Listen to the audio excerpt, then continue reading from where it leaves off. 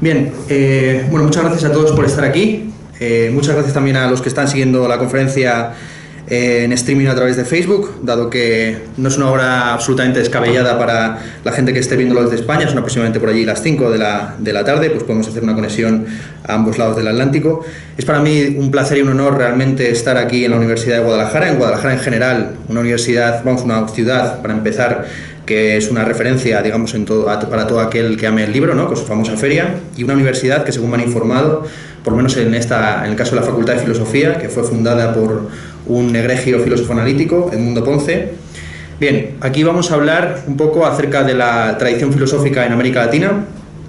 En las dos conferencias que voy a impartir aquí, la de hoy y la del día siguiente, se encuadran dentro de una, lo he llamado así, gira filosófica que estoy realizando por México, de unos 42 días de duración. Voy a ir por 12 ciudades aproximadamente, esta es la tercera que visito: León, Morelia, Guadalajara, Aguascalientes, Zacatecas, Monterrey, Querétaro, San Luis, DF, Puebla y Jalapa, ¿no? Es la primera vez que vengo a México, pero la verdad es que tenía muchas ganas de venir porque buena parte de mis referentes intelectuales son de aquí. Y bueno, yo me llamo Ernesto Castro, soy profesor de Filosofía de la Mente y de Estética en la Universidad Complutense de Madrid. Pero para esta especie como de gira filosófica me parecía interesante plantear todo un elenco de conferencias sobre temas específicamente de la tradición filosófica latinoamericana, porque yo creo que, digamos, esto no es de pura arqueología o historiografía. No creo que el análisis, digamos, de lo que ha sucedido aquí filosóficamente, entiendo aquí también pues lo que sucedió en España y Portugal, no entiendo que esto sea pura arqueología o una cosa meramente erudita o de historiografía, sino que la reivindicación y el estudio historiográfico, pero también sistemático, de lo que se ha pensado en estas coordenadas geográficas y políticas me parece esencial para comprender el presente y no ser simplemente unos sucursalistas de la última moda que venga de París, de Londres o de Estados Unidos. En ese sentido, pues, bueno, el profesor me preguntó de una manera muy insistente cuál de las dos conferencias estaba dirigida para amateurs y cuál estaba dirigida para especialistas.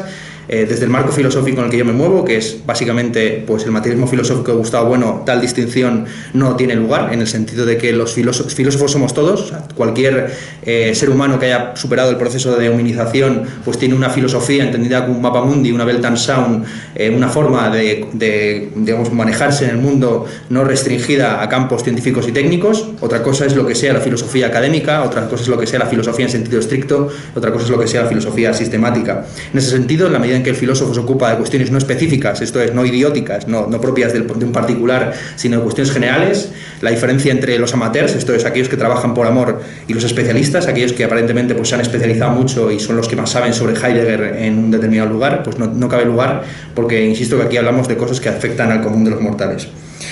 Así pues, dado que el planteamiento era pues, analizar un poco lo que se suele llamar la filosofía continental en América Latina, esta es una distinción, digamos, que para los que estéis comenzando la carrera pues os sonará un poco escolástica.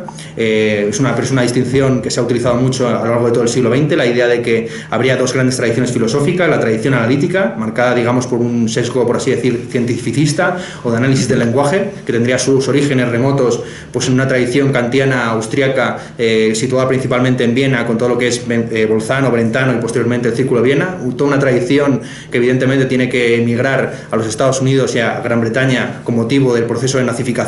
Es una anécdota muy conocida el hecho de que el fundador del Círculo de Viena, Moritz Schlick, fue disparado en los pasillos de la facultad por un miembro de las SS, en tanto que judío. Lo que no se suele contar es que no le disparó por judío, sino le disparó porque era un alumno al que había suspendido, ¿no? Entonces cuidado con los alumnos que suspendéis, porque luego pueden volveros, bueno, con venganza. Bien, total, que no quiero entretener mucho en estos preliminares. Sin más, esta filosofía analítica, la distinción entre filósofos analíticos y continentales es una distinción que se fragua principalmente en un congreso que tiene lugar en Francia aproximadamente hacia el año 48, en el que participan pues, egregios miembros de lo que es la tradición analítica, sobre todo en Gran Bretaña, como es el caso de Gilbert Ryle, autor del concepto de la mente o de lo mental, en el que habla pues de todo el tema del fantasma, la máquina, etcétera, y autores de corte fenomenológico, como es el caso, por ejemplo, de Merleau-Ponty, y allí pues esa distinción que se fragua es una distinción típicamente de Gran Bretaña, ¿no? Bueno, como sabéis, el año 2017 es un año muy peligroso en términos políticos, no solamente aquí en América con el caso de Donald Trump, sino sobre todo en Europa con el caso mucho más peligroso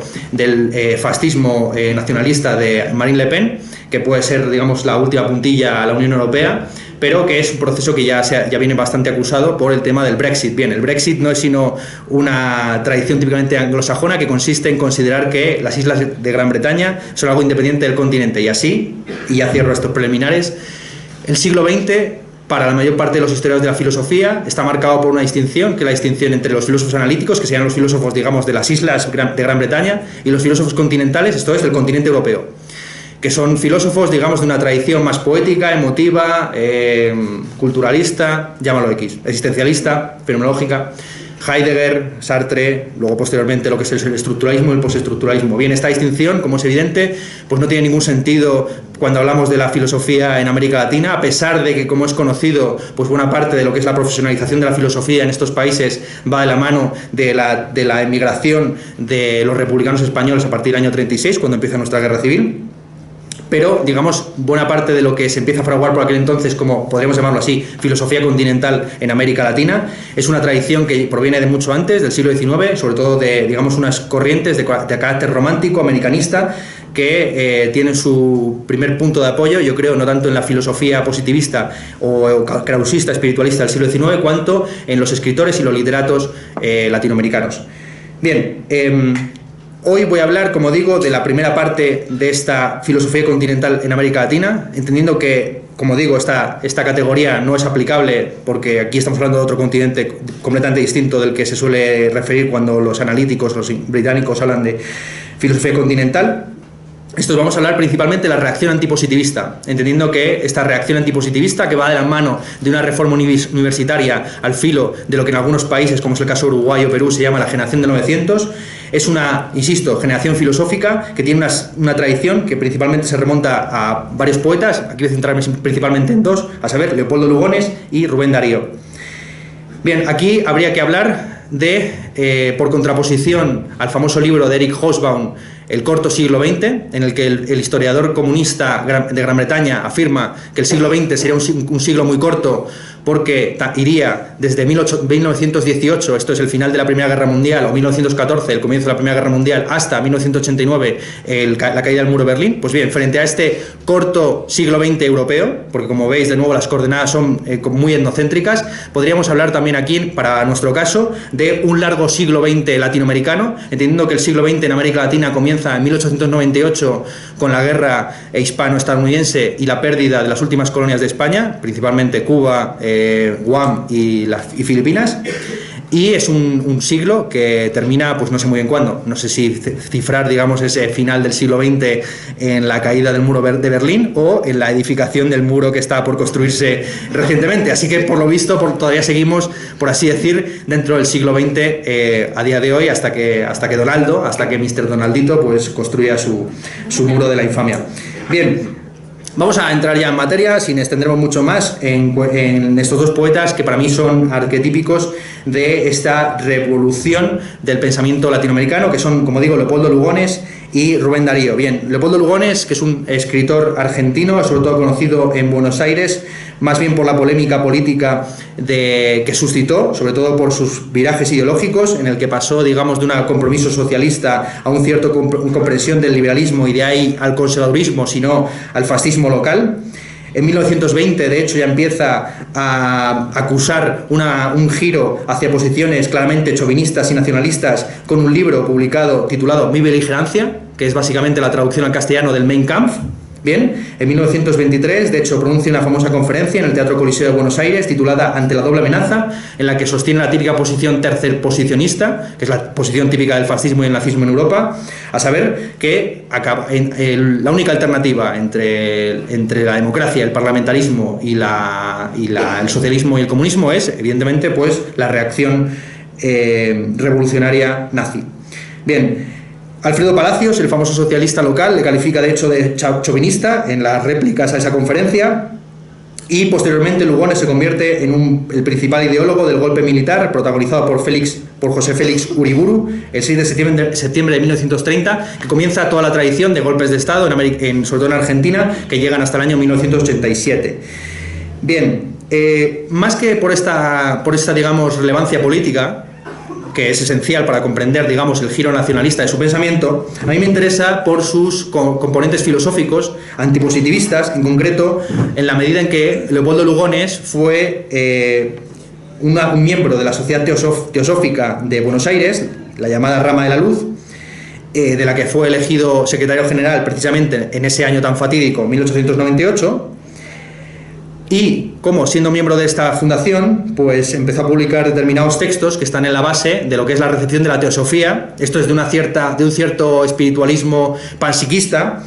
Por ejemplo, en revistas como es el caso de Filadelfia, publicada en Buenos Aires, o de Sofía, publicada en Madrid, artículos como Acción de la Teosofía, Nuestras ideas estéticas, Nuestro método científico y el objeto de nuestra filosofía. Bien, aquí muchos podrían ver una reacción, insisto, contra el cientificismo y el positivismo del siglo XIX, aunque es de señalar que los positivistas argentinos siempre fueron positivistas a su manera, ¿no? Esto es una cosa arquetípica, digamos, de ese país, ¿no? Donde todavía por psicología entienden psicoanálisis, que es una ciencia que no ha curado a nadie, sino que incluso ha llegado a empeorar a algunos que estaban cuerdos. Bien, es de recordar que el positivismo en Argentina estuvo sobre todo epitemizado por José Ingenieros, que también era afecto a corrientes panpsiquistas y de lo que luego será el psicoanálisis. Bien, como digo, Lugones es sobre todo interesante porque marca a finales del siglo XIX una corriente absolutamente inédita dentro del pensamiento latinoamericano, que es la corriente nacionalista chauvinista.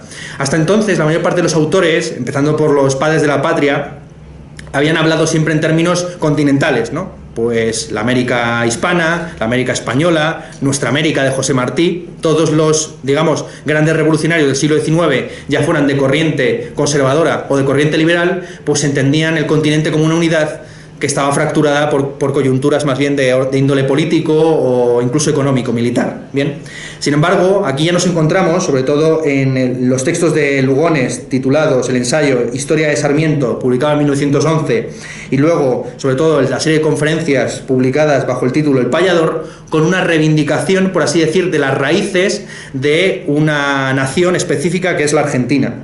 Así, en estos dos textos, lo que hace Lugones, como digo, en la Historia de Sarmiento, publicada en 1911, y luego en las conferencias pronunciadas en el Teatro Odeón en 1913, es afirmar que Argentina pues tiene un ser específico que se expresa a través, sobre todo, de Facundo, o Civilización y Barbarie en las Pampas Argentinas, el famoso texto de Domingo Faustino Sarmiento, y el Martín Fierro, el poema escrito en lunfardo de José Hernández. Así dice Lugones de una manera muy, yo creo, sucinta, que en la formación del espíritu nacional argentino, Facundo y Recuerdos de Provincia son nuestra Ilíada y Martín Fierro es nuestra Odisea y nuestro romancero, bien, apelando pues evidentemente a la configuración nacional específica. Bien, frente a esta trayectoria, digamos, nacionalista o chauvinista, que luego veremos más adelante en la segunda conferencia, pues en todo lo que fue la recepción del existencialismo, con autores, por ejemplo, como Emilio Uranga, que llegó a escribir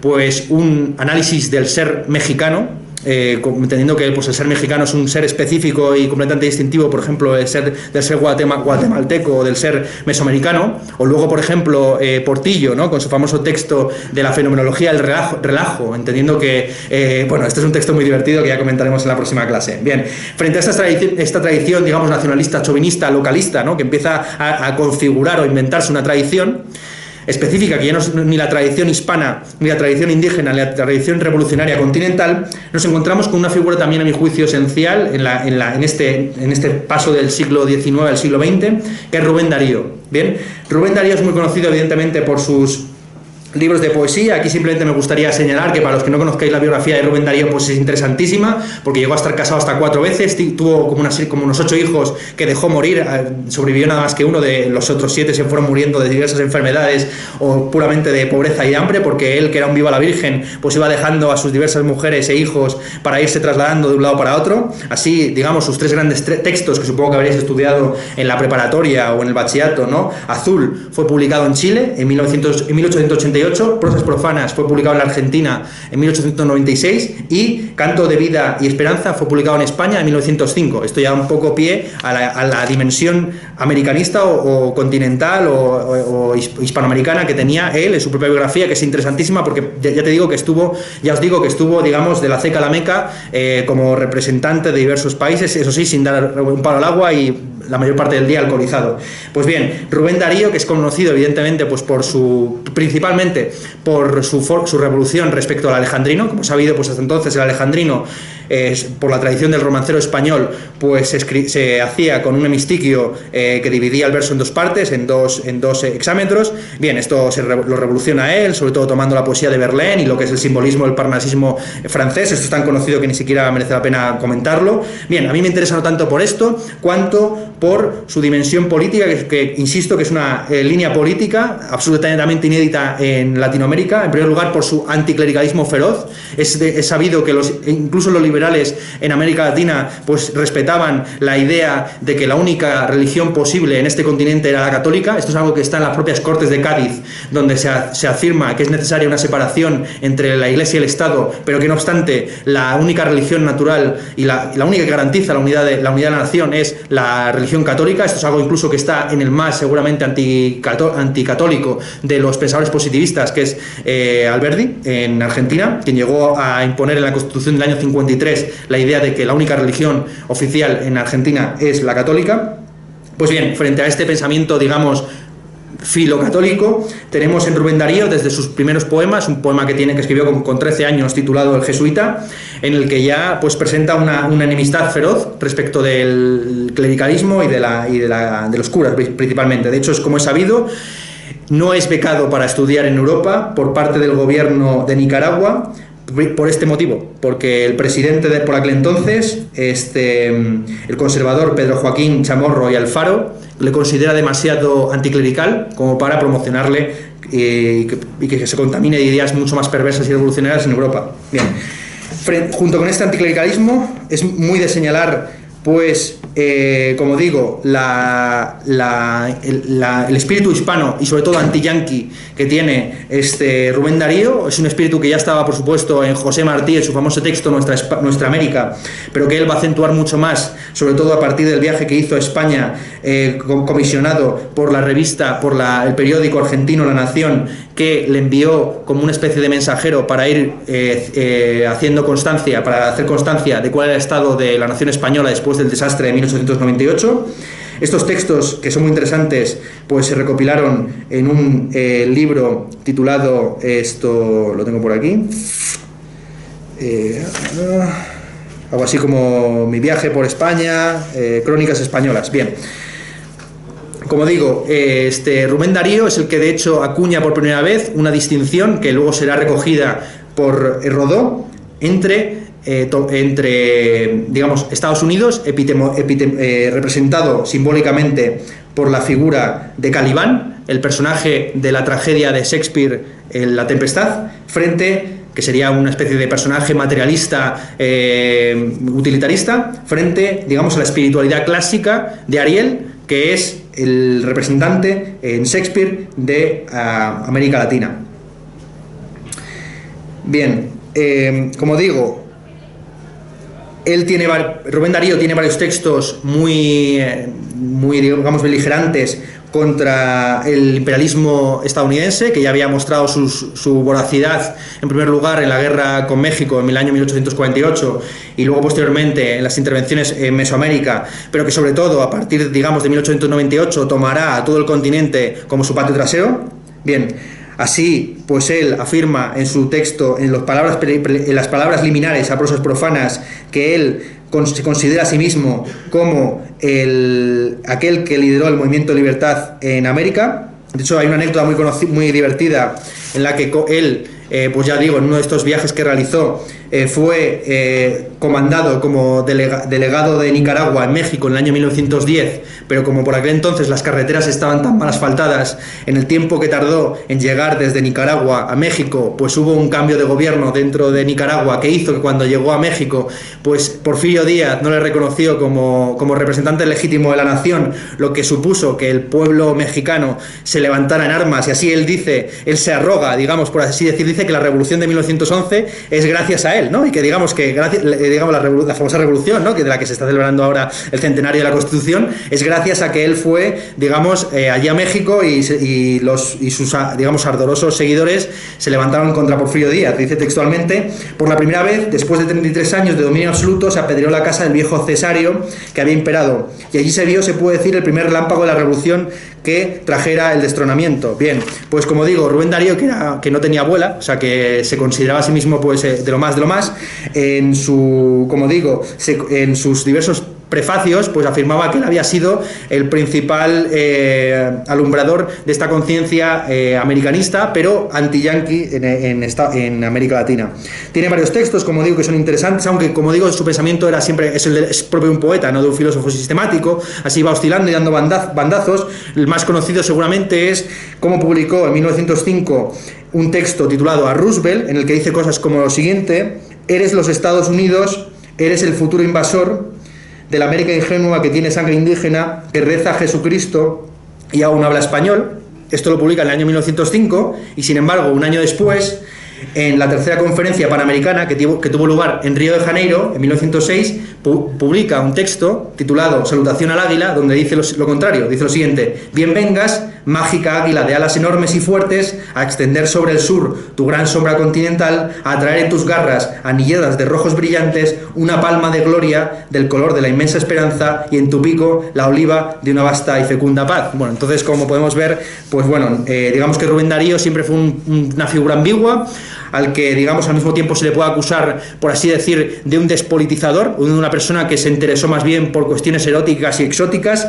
De hecho, como es sabido, salvo en poemas cívicos como que escritos por encargo, como es el caso del Canto a la Argentina o la Oda a Mitre, la mayor parte de los poemas de Rubén Darío están situados pues en un lugar maravilloso, donde tan solo hay cisnes, personajes de azul, etcétera, cosas así, que principalmente se puede identificar como mucho pues en la Francia galante del siglo XVIII, ¿no?, que él sobre todo conocía a través de las pinturas de Watteau. Pero, bueno, al mismo tiempo que era un exoticista y un crítico de la sociedad burguesa y un defensor de lo que Baudelaire denominó los paraísos artificiales, esto es la droga, también se le puede considerar como uno de los grandes poetas patrióticos, sobre todo por el que es un poema más largo, a saber, el Canto a la Argentina, que es un poema de más de 1000 versos, que es prácticamente muy parecido como la Oda a mí mismo de Walt Whitman local, en el que él defiende o comenta toda la historia de la independencia argentina.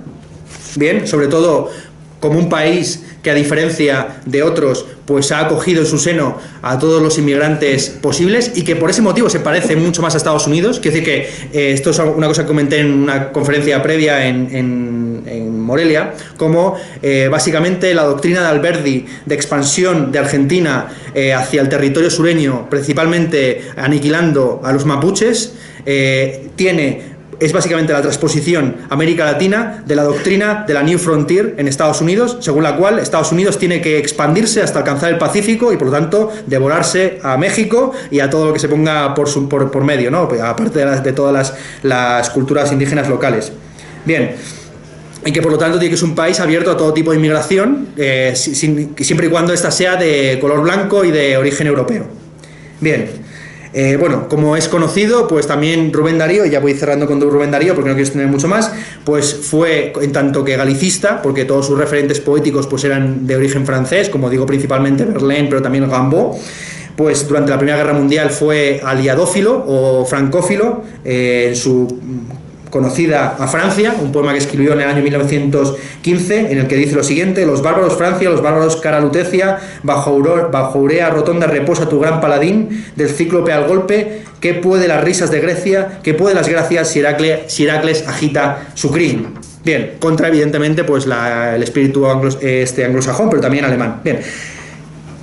Vamos entrando en materia, lo siento por extenderme tanto en estos preliminares, porque yo creo que Rubén Darío, como digo, que es el primero que acuña esa distinción entre el Ariel, que representa en la tempestad de Shakespeare en la espiritualidad latinoamericana, y el Calibán, que es el que representa el materialismo de Estados Unidos. Esto es una cosa que se vuelve muy famosa, muy conocida, a través sobre todo de la obra de José Enrique Rodó. Bien, José Enrique Rodó es un miembro de la llamada en Uruguay de generación del 900, que sobre todo pues es conocido allí por sus labores de índole política. En el filo del 900 en América Latina, pues las principales tendencias intelectuales que estaban allí circulando en Argentina, digo, y también en Uruguay, eran principalmente pues el determinismo crítico de Taine, pero también las teorías criminológicas de Ferri y Lombroso, que básicamente decían, junto con la psicología colectiva de Le Bon, que aquellas naciones que tenían origen mestizo pues eran naciones impuras, y que el continente latinoamericano era un continente enfermo porque carecía, digamos, de esa pureza racial propia de Europa, quien también se estaba de alguna forma contaminando por la proletarización de sus ciudades, y que por lo tanto la única cura, por así decir, a esta especie como de enfermedad mestiza en América Latina consistía precisamente en ahogar de inmigrantes europeos el continente. Pues bien, frente a estos pensamientos positivistas que se remontan como poco al consulado que hizo el conde Gobineau en Brasil a mediados del siglo XIX, el conde Gobineau, como es conocido, fue un autor de un famoso ensayo sobre las razas que está en la base de lo que luego será toda la teoría nazi de la pureza racial, etc. Bien, pues frente a este pensamiento, lo que viene a reivindicar Rodó, y con él toda esta generación de pensadores del comienzo del 900, es la importancia de una nueva raza, de lo que llamará Vasconcelos una raza cósmica. Esto es algo que comentaremos en la próxima clase. Hay una raza que es que en la medida en que subsume y supera a todas las demás, pues ya no tiene un carácter particularista, sino que tiene un componente de carácter universal. Bien, él fue fundador, Rodó, del Círculo de Prensa de Montevideo, entendiendo que la prensa pues era algo así como el tercer poder, junto con el legislativo, el ejecutivo y el judicial, pero sobre todo, insisto, conocido por dos textos, motivos de Proteo, en el que expresa una filosofía de corte optimista y de idealismo moderado, en el que reivindica algo así como una especie de regeneración en el que cada individuo tiene que aspirar a la perfección mediante ideales de carácter desinteresado. Este paradigma de los ideales desinteresados, como digo, será sobre todo cifrado en su texto del año 1900, Ariel, que marcará a toda una generación. De hecho, sobre todo en Perú y en Uruguay, a la generación del 900 se le llama principalmente generación arielista, por la influencia que tuvo decisiva este texto, y de hecho todas las editoriales que seguro muchos de vosotros conocéis, como Ariel y todas estas, incluso para los que sois lectores de Silvia Plath, ¿no?, la antología que hizo ella de Ariel y demás, todo esto, se remonta a este famoso texto, como digo, en el que es una reinterpretación de La Tempestad de William Shakespeare, que ya estaba presente en el famoso historiador francés Ernest Renan, quien interpretó que de los tres personajes principales de la obra, Próspero, Calibán y Ariel, Próspero representa algo así como la cultura aristocrática, mientras que Calibán sería la cultura de las masas que viene a destronarla. Esto también se encuentra en el periodista brasileño José Veríssimo en sus consideraciones sobre la educación en el país, pero será, insisto, Rodó el que cifre la idea de que Próspero es, en La Tempestad de William Shakespeare, el símbolo de la sabiduría, Ariel el símbolo del idealismo y de la espiritualidad, y Calibán el símbolo del utilitarismo y del materialismo. Así, Rodó afirma que contra lo que él denomina la nordomanía, o lo que Martí denominaba la yanquimanía, la única salvación era una recuperación específica de la cultura clásica grecolatina, que luego será articulada pues en todo lo que es el grupo del Hiperión aquí en México, etcétera, el grupo del Ateneo, etcétera, y junto con el cristianismo como fuente de idealismo que corresponden no a la decadente Europa, sino a la pujante América Latina. Así, contra la democracia utilitarista estadounidense, Rodó reivindica una democracia grecolatina, cristiana, asentada en América Latina bajo los principios de la igualdad social y el acceso de todos a las ramas del saber. Bien, en Uruguay el principal continuador, digamos, de esta línea arielista es el autor Carlos Vaz Ferreira, quien publicó en 1908 un famoso texto titulado Conocimiento y Acción, en el que hizo una crítica muy severa de lo que él denominó el ingenuo positivismo, que es este positivismo del progreso a través de la ciencia y de la purificación racial. Bien, afirmando que se puede hablar de dos tipos de positivismo, un positivismo bueno y un positivismo malo. Bien, y así él afirma: si por positivismo, cito textualmente, si por positivismo se entiende no tomar por cierto sino los hechos comprobados como tales, si por positivismo se entiende graduar la creencia, tener por cierto solamente lo cierto, por dudoso lo dudoso, por probable lo posible, si por positivismo se entiende todavía saber discernir lo que conocemos bien de lo que no conocemos bien, si positivismo quiere decir admiración y amor por la ciencia, sin hacer en su nombre exclusiones, entonces el positivismo es una posición buena y recomendable. Bien, pero esto no era evidentemente lo que se entendía por aquel entonces por positivismo. La reivindicación, el texto más conocido seguramente de este autor, de Baz Ferreira, es un texto publicado en 1907 titulado Los problemas de la libertad, en el que se plantea la cuestión de una psicología como lógica viva que analice las paradojas, falacias y sesgos del pensamiento en una línea que luego será secundada en una corriente más logicista por el Círculo de Viena en Europa. Dice lo siguiente al comienzo del texto: la idea directriz de este libro es que en esta cuestión tradicional ha habido un progreso y se ha llegado a un acuerdo mucho mayor de lo que se cree, y que lo que impide ver este progreso y este acuerdo es la inercia histórica del problema, traducida en este caso por la tendencia a tratar muchas cuestiones distintas como si fueran una sola. Sigue más adelante: debo acusarme a mí mismo por haber titulado mal mi libro, que en verdad debió llamarse Los problemas de la libertad y los del determinismo, puesto que lo principal era distinguirlos. Así nos encontramos en este libro con una preocupación wittgensteiniana, subrayo yo, en el que, como dice él, a cada momento siento la necesidad de interrumpir mi exposición para insistir sobre esto, los análisis en la forma en que los hago, en la forma en que forzosamente hay que hacerlos, por medio del lenguaje que matizan y presentan el estado mental de confusión distinto de la realidad psicológica. Bien, entonces el proyecto de en los problemas de la libertad, y sobre todo luego de un texto que son unas lecciones publicadas en 1910 bajo el título Lógica Viva, consiste en ir más allá de la lógica que muchos de vosotros estáis estudiando en primero, ¿no? Si P entonces Q, ¿no? Que había un profesor mío que decía una broma, ¿no? Si P entonces Q, bueno, no, si P entonces Q, entonces ¿a mí qué, no? O sea, ¿qué más da que sea P entonces Q que P entonces J o N o lo que sea, ¿no? Bien, que hay que dotar de contenido material, digamos, a ese tipo de esquematismos formalistas propios de la lógica. Bien, entonces él lo que hace de una forma muy curiosa pues es graduar, analizar pues todos los problemas típicos de los sesgos cognitivos, de las diferentes formas que tenemos los seres humanos de razonar de facto y no de manera ideal. El modelo de conocimiento de Baz Ferreira era principalmente lo que él denominaba graduar la creencia, a saber, cito textualmente, saber qué es lo que sabemos y en qué plano de abstracción lo sabemos, creer cuando se debe creer, en el grado que se debe creer. Bueno, es un autor un poco tautológico, ¿no? Como podéis ver. Dudar cuando se debe dudar, graduar nuestro asentimiento con la justeza que esté a nuestro alcance, en cuanto a nuestra ignorancia, no procurar nivelarla ni olvidarla jamás, y en este estado de espíritu obrar en el sentido que creemos bueno por regularidades o por probabilidades o por posibilidades. Bien, no voy a seguir leyendo porque, como digo, es un autor muy, muy transparente, ¿no? En ese sentido, es un autor, digamos, que cree todavía en una especie como de utopía del siglo final del siglo XIX, comienzos del XX, que digamos a través del análisis lógico del lenguaje pues se solucionan todos los problemas del mundo, y que digamos todo es cuestión simplemente de simplificar un poco el lenguaje y de analizar con precisión cuál es la forma de razonar que tienen los seres humanos. Bien, así la apuesta de Baz Ferreira, que es un autor, a mi juicio, esencial de la filosofía llamada continental en América Latina, consiste en apostar por una filosofía de lo concreto que no se eleve a grandes sistemas o principios, sino que esté atenida, digamos, a las formas concretas del razonamiento y del pensamiento, y que en el caso de la moral, por ejemplo, rechaza todo tipo de sistematismo, entendiendo que los seres humanos nos conducimos según costumbres inherentemente plurales, y que, digamos, entre el utilitarismo, el igualitarismo, etcétera, no podemos elegir por un conjunto de principios, sino que hay que tomar, digamos, todo con gran usalis.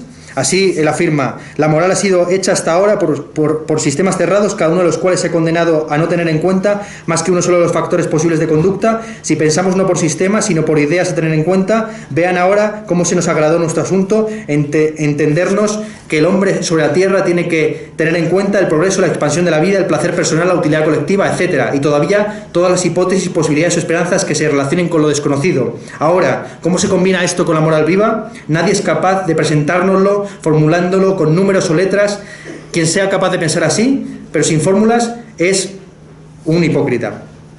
Bien, en México, vamos acercándonos ya hacia el final, más o menos. En México, principalmente la reacción antipositivista, voy abreviando mucho, va de la mano de Sierra, que en su famosa lección inaugural de la Universidad Nacional de México, la UNAM, en el 22 de septiembre de 1910, afirma lo siguiente: el Estado no podría, sin traicionar su encargo, imponer credo alguno, deja a todos en absoluta libertad para profesar el que les imponga o la razón o la fe, las lucubraciones metafísicas que corresponden a un invencible anhelo del espíritu y que constituye una suerte de religión en el orden ideal, no pueden ser materia de ciencia. Bien, esto es un ataque evidentemente a lo que es, por supuesto, la Oda Cívica de Barreda y todo el proyecto positivista, que muchos consideran que era la ideología o la filosofía concreta del porfiriato, pero que yo sostendría lo siguiente: tan solo fue del periodo juarista, del periodo, vamos, de Benito Juárez, porque ya a partir del año 1978, con la llegada de Porfirio Díaz, lo que se empieza a imponer como manual de psicología en la Escuela Nacional Preparatoria no es el viejo manual de Stuart Mill, que es el viejo manual positivista de toda la vida, que cree que básicamente las ideas abstractas se obtienen a través de generalizaciones a partir de casos concretos, sino que se empiezan a manejar una serie de manuales de corte más bien espiritualista y de corte sobre todo krausista. Así, digamos, yo diría de manera crítica contra Justo Sierra que, lejos de ser el positivismo la lógica o la filosofía concreta del porfiriato, el porfiriato fue un periodo de corte más bien espiritualista. Bien, no voy a entrar ahora mismo, sino que los comentaré en la próxima lección, los casos a mi juicio muy interesantes de Antonio Caso y Vasconcelos, que son una continuación, digamos, de esta línea que marcó ya Justo Sierra, en los que él entiende que la filosofía, cito textualmente, tiene que trabajar coordinando ensayos de totalización del conocimiento que tienen su raíz entera en la ciencia. Bien, saltando a Argentina, ya voy, insisto, más o menos cerrando. Como digo, el principal autor contra el que se levantan estos autores antipositivistas es José Ingenieros, quien, como digo, pues tenía la peculiaridad de ser una persona también afecta, como Leopoldo Lugones, a la teosofía, el ocultismo y el chamanismo prácticamente, pero que no obstante, pues sobre todo es recordado por su texto El hombre mediocre, que es una, por así decir, sociologización de la teoría de las tres etapas de Comte. Bien, lo que Comte presentó como una especie de filosofía de la historia, según la cual a un periodo religioso o teológico le sucedía un periodo filosófico o teórico, y al que luego posteriormente sucedía un periodo positivista y científico que algunos llamaron liberal. Bien, esta concepción de la historia, que es una concepción progresista de la historia, se convierte, a partir sobre todo de la experiencia muy decisiva de la Comuna de París, en una teoría de corte racista, elitista, en el que esos tres periodos, lejos de ser periodos que se suceden diacrónicamente, son tres clases sociales o tres tipos de etnia que se dan en el interior de las sociedades. Así, Ingenieros, en su texto El hombre mediocre, afirma que toda sociedad está configurada en torno a tres estratos sociales, a saber, el hombre idealista, que es básicamente el periodo positivo, liberal, pues de un hombre elevado y conocedor de todo; el hombre mediocre, al que califica de dócil, maleable, ignorante, ser vegetativo, carente de personalidad, contrario a la perfección, solidario y cómplice de los intereses creados que lo hacen borrego del rebaño servil. Bien, que sería la clase media, que sería la filosofía o lo que fuera. Bien, y luego ya imaginaros la situación en la que se encuentra lo que él llama el hombre inferior. Bien, que es un animal bellaco. Su ineptitud para imitar le impide adaptarse al medio social en el que vive. Su personalidad no se desarrolla hasta el nivel corriente, viviendo por debajo de la moral o de la cultura dominante y en muchos casos fuera de la legalidad. Bien, como podéis imaginar, pues esto se encuadra perfectamente con la estructura de clases en todos los países de América Latina, ¿no? Los criollos, los mestizos y los indígenas, que son esos tres niveles. Bien. Lo interesante de todo esto es que esto es un precedente para lo que luego escribirá Ortega y Gasset en su libro La rebelión de las masas. Claro, en España pues se dice que no hay racismo, porque al principio todos somos blancos, ¿no? Pero sí que hay un elitismo muy fuerte y sobre todo, digamos, en ese filo de lo que será la República, con toda la, clase proletaria española, que fue la más revolucionaria de todo el continente europeo, pues empiezan a surgir todas estas ideologías elitistas que vienen a considerar que lo que no se comenta, digamos, en el Ateneo de Madrid o en la Universidad Complutense, pues es básicamente basura social. Bien, más interesante a mi juicio, como digo, como reacción principalmente a este antipositivismo, como digo, corte elitista y racista, es Alejandro Korn, cuyo texto más conocido es La libertad creadora, escrita originalmente a pedido del Centro de Estudiantes de Derecho de Buenos Aires para ser publicada por la revista Verbum. bien, con el fin, digamos, de asentar filosóficamente los principios de una juventud de carácter reformista que sostenía lo que él afirmaba como un socialismo ético. Bien, para Korn, la libertad o la justicia tan solo se pueden entender por la vía negativa. Esto es, la experiencia concreta, fenomenológica del mundo, no es una experiencia en la que la libertad o la justicia se den de manera plena, sino que uno toma conciencia de su propia libertad o de su propia justicia precisamente en la pugna contra la iliberalidad o contra la injusticia.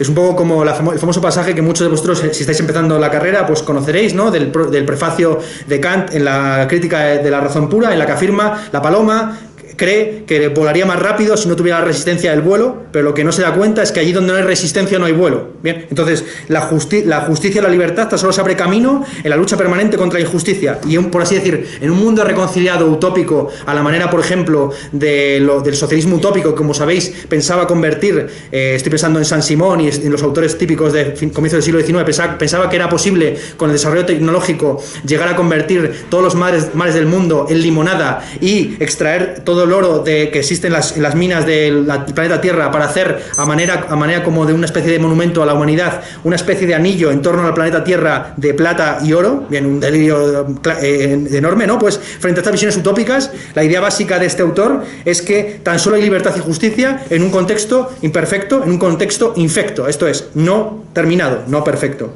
Bien, el concepto que él reivindica, sobre todo desde un punto de vista ontológico, es el concepto de actualidad, como una realidad presente que se hace a través de los actos de los seres humanos, contra lo que él denomina la cosificación del concepto de realidad, como el concepto de realidad pues va de la mano de entender que el mundo está compuesto solamente de cosas y no de personas. Así, él afirma que el mundo, tal y como lo experimentamos, es un mundo principalmente de acciones. Cito textualmente: un tratado de filosofía, para ser lógico, debiera escribirse con verbos sin emplear ni un solo sustantivo. No empleamos un verbo sin referirlo a un sustantivo o a un pronombre que haga sus veces. Esta modalidad del idioma, sugerida por la estabilidad relativa a las cosas, deriva del realismo ingenuo y nos induce al error.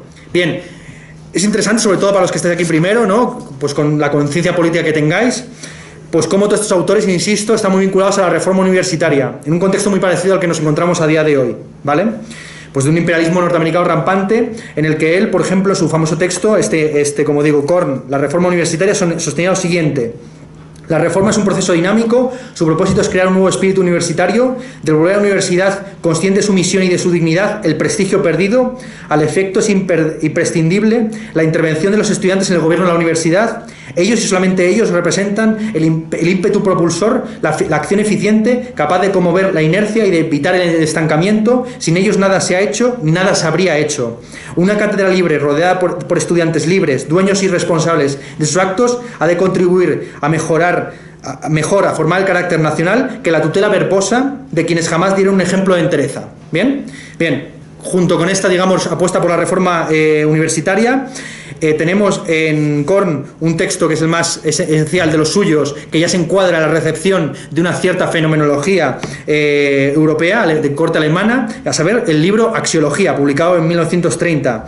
Allí, justo este libro, publicado en lo que es el comienzo, como digo, el periodo de golpes de Estado en Argentina, es un tratado, digamos, sistemático, en el que él afirma pues que no es posible, digamos, vivir en el mundo sin hacer valoraciones, y que los valores no son sino la expresión de esos actos de valoración, de tal forma que el mundo, tal y como lo conocemos, pues está compuesto principalmente de acciones conforme a valores económicos, instintivos, eróticos, vitales, sociales, religiosos, éticos, lógicos y estéticos, y cada una de estas 9 esferas, 9 áreas de valores, pues está caracterizada por tener, en primer lugar, una secuencia valorativa específica, en segundo lugar, una dualidad valorativa central, ¿no? Todo valor tiene su contravalor, ¿no? No hay belleza sin fealdad, no hay altura sin bajura, etcétera, ¿bien?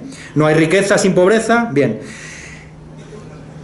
Por otro lado, todo ámbito de valoración tiene una cierta finalidad y una realización histórica concreta con su nematología, esto es, con los sistemas filosóficos que la justifican o promueven ese valor. Así, por ejemplo, en el área económica, la dualidad valorativa, según Korn, es entre útil y nocivo. Es interesante porque él entiende por economía algo más que la pura economía nacional positivista, ¿no?, de la riqueza o del Producto Interior Bruto.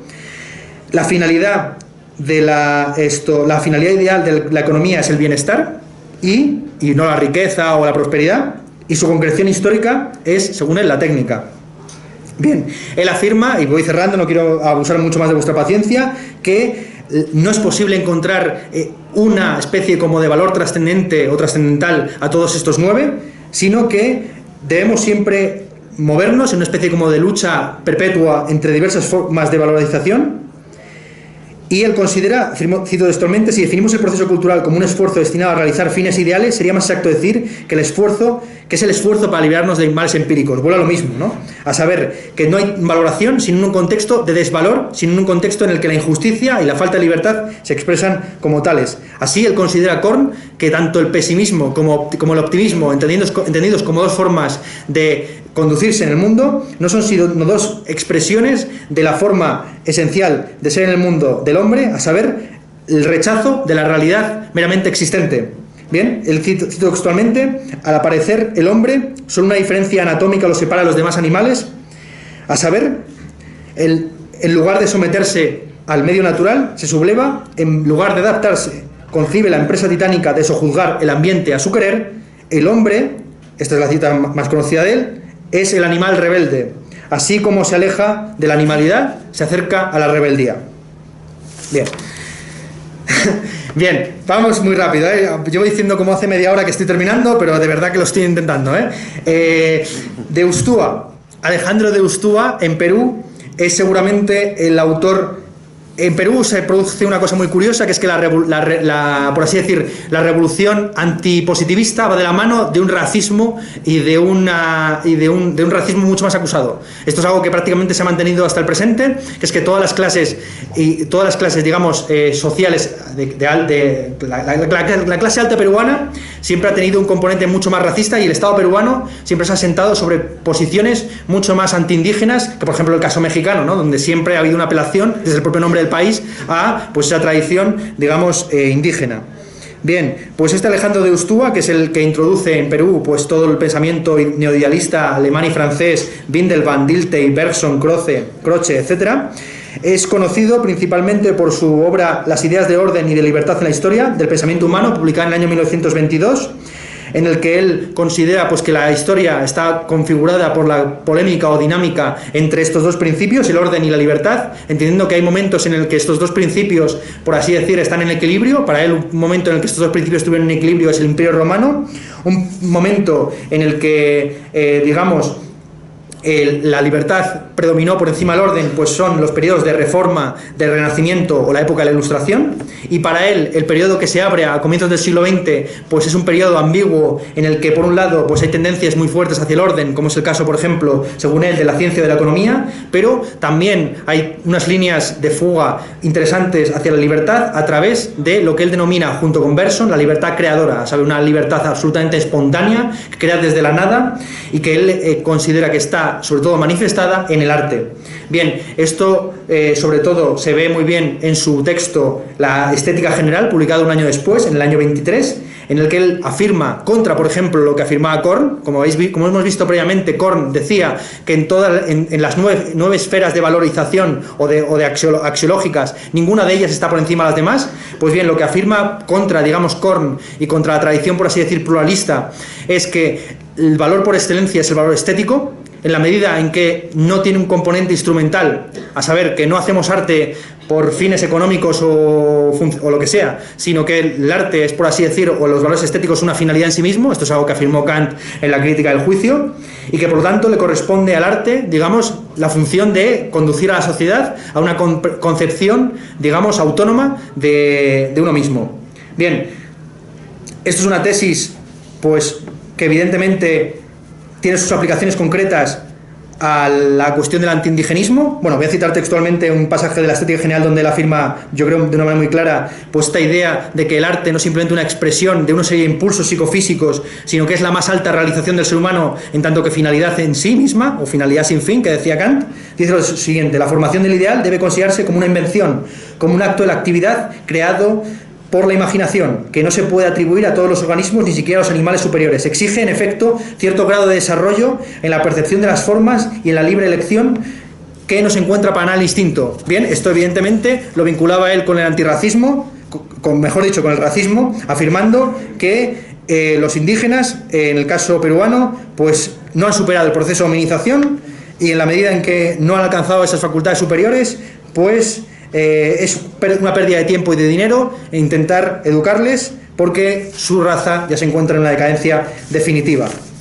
Me salto varias cosas que tenía por aquí para llegar al caso brasileño y ya cierro con el caso cubano. Bien, en Brasil la reacción antipositivista se da de la mano, sobre todo, de un autor llamado Raimundo de Farias Brito, que es muy conocido por libros como A Finalidade do Mundo o A Verdade como Regra, o A Base Física do Espíritu, bien, o El Mundo Interior. Bien, en el que principalmente él pues achaca a la psicología del momento, que es una psicología de corte experimentalista, pues el desconocimiento y la ignorancia de la intimidad del ser humano. A saber, él afirma o sostiene que la única vía para acceder a la psicología del ser humano es la introspección psicológica y no tanto la experimentación conductual. Llega a rozar en determinados puntos de su obra, como por ejemplo en su libro O Mundo Interior, en las posiciones panpsiquistas, según las cuales pues el mundo es, cito textualmente, el mundo es una actividad intelectual porque es Dios en actitud de pensar y nada más. Nosotros los hombres, en tanto que elementos del mecanismo del mundo, también formamos parte del pensamiento de Dios y somos, en el más riguroso sentido del término, criaturas divinas. Así nos encontramos con un autor que al mismo tiempo es panteísta, en una línea muy parecida, por ejemplo, al panteísmo de Spinoza, pero también precede o antecede cuestiones que están luego posteriormente en la fenomenología de Edmund Husserl y en el existencialismo de Sartre, porque esto es por así decir, la moraleja de esta primera lección es que, lejos de ser simplemente como una especie de receptáculo de filosofías acuñadas en otros continentes, en América Latina ha habido un pensamiento tan original que en muchas ocasiones ha anticipado cuestiones que luego posteriormente se plantearán en el caso europeo. El ejemplo que ya hemos dado es, por ejemplo, el caso de José Ingenieros, El hombre mediocre, anticipando a Ortega y Gasset, o en este caso Farias Brito, anticipando lo que será posteriormente el pensamiento de Husserl y de Sartre. ¿Bien? Bien.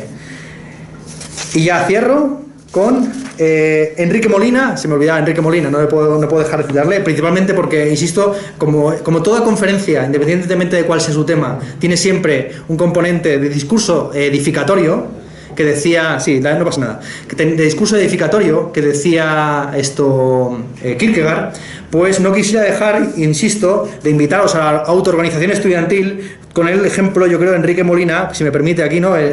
Las autoridades,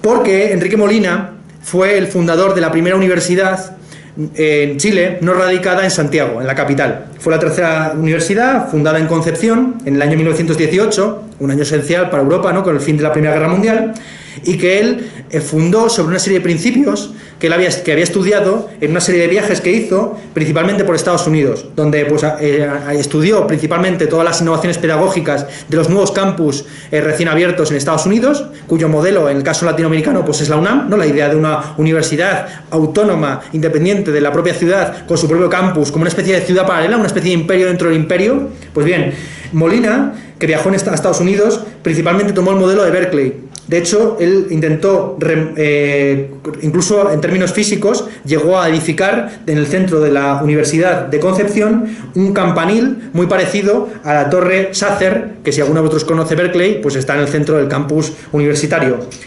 En el texto de la conferencia de inauguración de la Universidad de Concepción, él dice lo siguiente: el campanil, cortándose sobre los oscuros pinares y en el luminoso raso del firmamento, es bello, será siempre bello, va a ser el símbolo universitario por excelencia, signo de rectitud y elevación, columna que difundirá en las almas goce, placidez y serenidad, flecha que apunta a la altura como la filosofía, donde más allá de las nubes que amedran, triunfa la claridad celeste. Bien, esto es un autor, Enrique Molina, que se considera un autor, digamos, antipositivista, a pesar de que en su libro más conocido, de la espiritualidad de la vida humana, pues es más bien un cartesiano todavía, que cree, por así decir, que junto con el cogito, pues se debe afirmar que también el ser existe. Así pues, su posición es una posición que anticipa temas del existencialismo, esto es, el cogito ergo sum no es simplemente una sustancia perenne, una especie de alma inmortal que se irá a reconciliar con Dios después de la muerte, o con lo que sea, sino que más bien es una especie de ser en el mundo que se va realizando conforme a la existencia. Bien, y que dentro de esa forma de pensamiento pues también tiene un papel importante, pues todo lo que tiene que ver con los valores. O sea, como estáis viendo, todos estos autores pues apelan a la cuestión de la axiología o la ética de los valores. Bien, cierro simplemente con otro autor, del cual tan solo quisiera, porque ya me he ido prácticamente hasta la hora y cuarto, y quisiera dejar un poco de tiempo, pues, supongo, para las preguntas o las objeciones, los comentarios. Enrique José Barona, en Cuba. Cuba se suele dejar un poco de lado, entendiendo, por así decir, que ya José Martí lo dijo todo y que después de José Martí, pues el único filósofo, como me dijeron a mí en un viaje que hice a La Habana, pues es el comandante, ¿no? Fidel. Bien, pues no, tampoco hay que ser tan duros, dándole a Fidel lo que es de Fidel, ¿no? Es decir, Enrique José Barona, sobre todo en sus conferencias filosóficas sobre lógica y psicología moral, pues tiene posiciones, como insisto, muy próximas a todo lo que hemos dicho. Pero a mí me parece muy interesante cerrar la conferencia precisamente con una cita de él, y ya, insisto, que no os doy más la lata, en el discurso, insisto, que él pronuncia en las luchas estudiantiles contra la dictadura de Machado, que yo creo que es un contexto político en el cubano muy parecido, por ejemplo, a toda la inestabilidad social que puede estar sucediendo ahora mismo en México con tema del gasolinazo. Y así él dice lo siguiente, y ya insisto que cierro, esta es mi última palabra: que se haga descansar toda la obra de nuestra enseñanza sobre una base estrictamente científica para que sea objetiva, experimental y práctica, hacer que el adolescente adquiera sus conocimientos del mundo, del hombre y de la sociedad de un modo principalmente directo y no de la manera reflejada en los libros y las lecciones puramente verbales. Es preparar a los hombres para la activa competencia a que obliga la multiplicidad de relaciones de la vida moderna y no espíritus para la especulación fantástica. Y con eso, muchas gracias.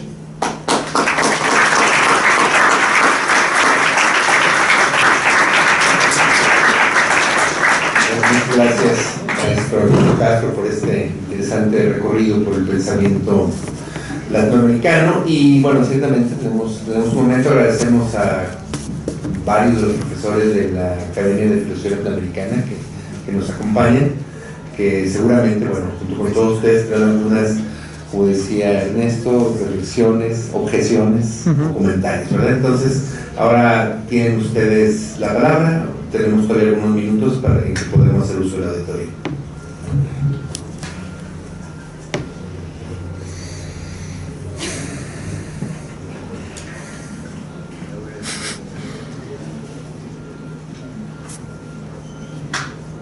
Venga, anímense, que no muerdo.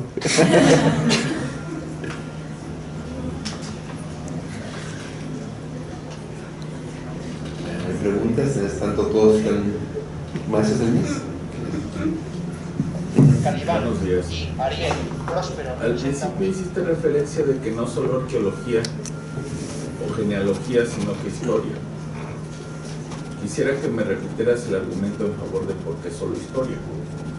No, lo que viene a decir, sí, bueno, como he sabido, pues la distinción entre arqueología y genealogía es una distinción muy importante, sobre todo en el pensamiento Foucaultiano, que son dos formas de comprender la historia, ¿no? Para él afirmaba, un poco siguiendo a Nietzsche, que la historia no es la justificación de lo existente a través del pasado, que es como se entendía prácticamente la historia, por ejemplo, en lo que es el historicismo del siglo XIX, sino que la historia entendía como genealogía o como arqueología, porque son las dos dimensiones un poco de su pensamiento. Eso es más bien un análisis no tanto diacrónico en términos temporales, sino geográfico. Él entendía que la historia es como una especie de estratos, digamos, superficies que se iban superponiendo una encima de otra, en lugar simplemente de periodos que iban dando la mano una a la otra, ¿no? Bien. Entonces, mi argumento es muy sencillo. Simplemente, yo no argumentaba contra la arqueología o la genealogía. Yo venía a decir lo siguiente, que este tipo de exposiciones que a algunos les podría parecer pues muy erudito o que no viene al caso, ¿no? Porque ¿qué coño nos importa, por decirlo poco burdamente, qué coño nos importa lo que dijo un argentino a comienzos del año de 1900, ¿no? Estamos en México en 1900. En 2017, pues hablemos del presente, o hablemos, digamos así, por así decir, habrá gente de corriente más bien analítica que diga, bueno, esto es simplemente doxografía. Aquí lo único que estás diciendo es, este dijo esto, el otro dijo lo de aquello y lo de la moto, pero esto no es filosofía propiamente dicho, porque la filosofía tiene que ver con un pensamiento sistemático. Entonces, cuando hablas de lo que dijo José Ingenieros sobre el hombre mediocre, pues eso no es filosofía. Sí que sería filosofía pues hablar del hombre mediocre directamente, sin empezar con estos prolegómenos. Bien, yo diría lo siguiente: no se puede hacer filosofía sin tener en cuenta la tradición histórica en la que nos englobamos. Quiero decir, muchos de vosotros tendrán la tentación, supongo en vuestros trabajos, de decir, voy a refutar a Hegel. Bueno, muy bien. O voy a refutar a Nietzsche. Bien, Nietzsche y Hegel no van a estar para replicaros, para empezar. Para seguir, tiene su interés, quiero decir, son autores quizás incluso demasiado trabajados, pero yo sostendría lo siguiente: frente a esta visión como directamente universalista de la filosofía, según la cual pues el que no está trabajando sobre los grandes autores europeos o sobre los grandes temas, el ser, la conciencia, yo qué sé, la muerte, lo que sea, pues no está haciendo filosofía. Yo reivindicaría que se puede hacer filosofía de todo. Quiero decir, ya digo, el autor que a mí más me ha influido, que es Gustavo Bueno, que es un asturiano, pues tiene incluso un texto que lo llama Filosofía de la sidra asturiana, o un texto que se llama La filosofía de las piedras. Que se puede hacer filosofía de todo, entendiendo que la filosofía, en primer lugar, no se mueve en un terreno puramente abstracto, especulativo, sino que parte de las ciencias y de los hechos concretos, y que en ese sentido uno puede empezar a hacer filosofía como si fuera una especie de Robinson que pensara en una isla desierta, sino que toda filosofía pues parte de una determinada tradición, y por ese motivo me parecía interesante pues venir aquí no a contaros mis paranoias, sino a intentar establecer un diálogo sobre lo que es una tradición hispanoamericana, pero también hispana, en el sentido de que como sobre todo se va a ver en la segunda lección, pues los autores españoles, José Gaos, Ortega y Gasset, etcétera, García Vaca, no solamente vinieron cuando se exiliaron y se transterraron a América Latina, no vinieron simplemente a dar lecciones como desde una maestría europea presunta, sino que vinieron también a aprender y de hecho se convirtieron en mejores pensadores de lo que eran gracias a la influencia latinoamericana, ¿no? Entonces un poco esa es la idea que tenía yo en mente de por qué lo que yo estoy haciendo aquí no es simplemente doxografía o exposición historiográfica, sino también es filosofía en la medida en que plantea las bases sobre las cuales luego se puede empezar a pensar o a discutir. Gracias. Nada. El profesor Ernesto ha hecho constantemente referencia a esa segunda charla que va a presentar mañana, les comentaba, en el Puig Beléndez, pero yo sé que muchos de ustedes no pueden asistir porque tienen clases y es en otro campus que saben que está lejano de aquí. Sin embargo, me parece que la pueden seguir. Sí. Puedes reproducir en... Sí, a través de Facebook. Bueno, yo tengo mi cuenta de Facebook, es eso, Ernesto Castro. Creo que soy yo con una foto del pasaporte que me hice, porque me lo hice el último día antes de venir aquí a México. Además que como la administración española está en pura decadencia, no os podéis imaginar hasta qué punto, pues me daban 2 meses de cita para sacarme el pasaporte, así que me tuve que ir a una ciudad fuera de Madrid, a Aranjuez, que es donde está el Palacio de los Reyes, el Palacio de los Borbones, de los cuales afortunadamente ustedes pues se independizaron. Nosotros seguimos con esa lacra, por así decir, por desgracia. Claro, entonces, paseando, me tuve que hacer allí el pasaporte y paseando por los jardines del palacio, pues de repente me encontré con que los caminitos del Palacio de Aranjuez, que son muy bonitos porque hay diferentes fuentes de todos los dioses del Olimpo, ¿no? Pues Baco, Afrodita, etcétera. Me encontré con que las calles pues eran calles imperiales, ¿no? Entonces tenía calle Francisco Pizarro, calle Hernán Cortés. Entonces, bueno, si me queréis seguir por Facebook, aparezco yo, un poco de manera irónica, con la foto del pasaporte español y detrás aparece calle Hernán Cortés. ¿Vale? O sea que mañana, supongo que sobre las 12, estaremos en directo retransmitiendo a través de esa cuenta de Facebook, sí. Bien, ¿hay alguna otra pregunta? Réplica, comentario. Por allí, y luego enseguida vamos a...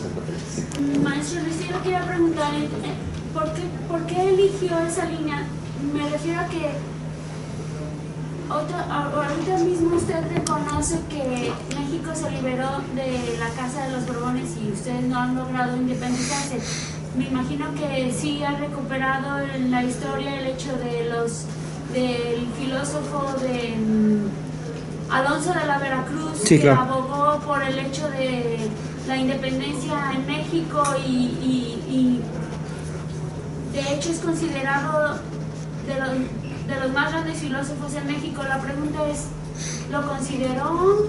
¿No ha analizado su obra? El hecho de que analice incluso la libertad y el rango de humanidad en América, ¿no? De los habitantes en América. Sí, sí, claro. Sí, no.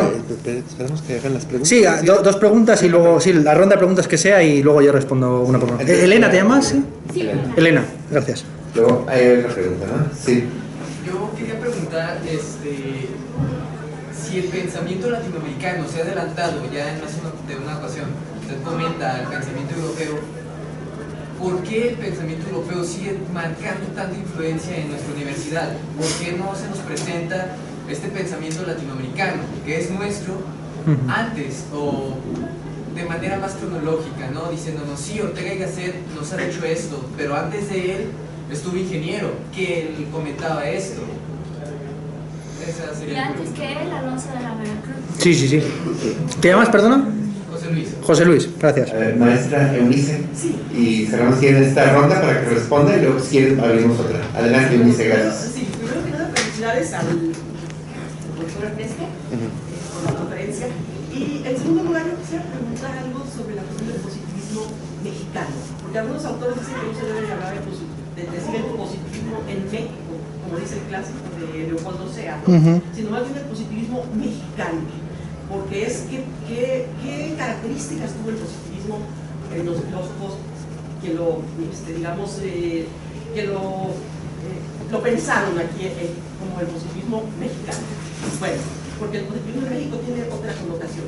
Entonces, lo que quiero preguntar es, hay una influencia importante de Comte en México, pero lo que quiero preguntar es por qué considera usted que el porfiriato fue más bien un periodo de espiritualismo, porque bueno, a lo mejor es un prejuicio pensar siempre que el positivismo fue el pensamiento dominante durante el porfiriato.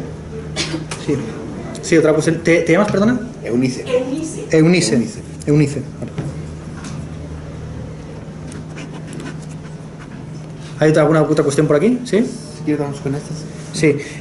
Bueno, me permites un momento que busque, porque tengo justo la referencia, bueno, luego te la doy más adelante, precisamente del título del manual en concreto que se modifica en el año. Bueno, voy a empezar por la primera y luego sigo, ¿vale? La primera pregunta sobre Alonso de la Veracruz. Bien, he tomado este tema porque es uno de los topicazos, quiero decir, ¿no? Dentro de la exposición historiográfica de la filosofía en el siglo XX, pues la distinción entre filosofía analítica y filosofía continental. En León, donde estuve apenas la semana pasada, pues di una conferencia titulada La escolástica, el positivismo y la filosofía analítica en México, en la que yo pues lo que hice fue intentar ver las continuidades, las semejanzas, las analogías que podría haber entre estos tres sistemas filosóficos que yo decía, que yo afirmaba en primer lugar que son tres sistemas filosóficos, esto es, que tienen en cuenta a sus adversarios de manera polémica y dialéctica, estos que sean exhaustivos a la hora de exponer su doctrina, teniendo en cuenta las alternativas o las oposiciones que pueda haber, y al mismo tiempo son sistemas filosóficos políticamente implantados. Con esto quiero decir que no tienen una conciencia gnóstica la filosofía como algo abstraído de la sociedad, sino que están evidentemente vinculados con la sociedad política en la que se desenvuelven. En concreto, en el caso mexicano es muy interesante ver cómo estos tres sistemas filosóficos, que a priori podría parecer que tienen claras connotaciones políticas imperiales, en el sentido de que la escolástica podría fácilmente considerarse como una filosofía sistemática implantada a favor del Imperio español, o el positivismo como una filosofía política implantada a favor del Imperio francés, o en el caso de la filosofía analítica como una filosofía política implantada a favor del Imperio yanqui. En México siempre ha habido, digamos, una ambivalencia que ha hecho que haya autores escolásticos a favor y en contra del Imperio español, positivistas a favor y en contra, principalmente el proyecto de Maximiliano de Habsburgo, y filósofos analíticos también a favor y en contra, digamos, de una especie de estadounización de la nordomanía en México, ¿bien? Bien, entonces, allí hablé de Alonso de la Veracruz, pero sobre todo, bueno, de autores que a mí me interesan bastante. Alonso de la Veracruz es seguramente el más conocido, ¿no? Junto con Bartolomé Las Casas. A mí también me interesa mucho Vasco de Quiroga, o posteriormente otro autor que también se considera básico para lo que es la conciencia, por así decir, novohispana. Porque yo la verdad es que dudaría mucho, por ejemplo, de que Alonso de Veracruz, a pesar de su crítica, sobre todo al proceso de las encomiendas y al proyecto colonial tal y como se está desenvolviendo, también el caso de Bartolomé Las Casas, no se puede hablar propiamente dicho de independentistas mexicanos. Sería mucho abstraerse. Es como afirmar, por ejemplo, que Séneca era un filósofo español. No, Séneca era un filósofo romano que nació en la provincia de Hispania. Bien, entonces, del mismo modo, yo creo que se puede retrotraer, evidentemente, teniendo en cuenta México, pensar, pues evidentemente, que no se hace nada de la nada y que evidentemente los pensadores mexicanos del siglo XIX, propiamente dichos, pues vienen de las fuentes, evidentemente, de Sor Juana Inés de la Cruz, de Sigüenza y Góngora, etcétera, pero que no se podría hablar, propiamente dicho, de filosofía mexicana hasta la Constitución de la Independencia, yo creo. ¿Vale? Entonces, no los he tratado porque prefería centrarme, por lo menos en esta exposición, en una, sobre todo teniendo en cuenta pues que era alumnos de primero, etcétera, que me han insistido en que fuera pedagógico, aunque yo tiendo a no serlo, por esta idea de que todo el mundo puede entenderlo todo. me parecía más interesante pues lo que es el contexto político del siglo XX, sobre todo lo que tiene que ver con la segunda mitad del siglo XX, y qué medida eso luego configura la forma de entender la filosofía local.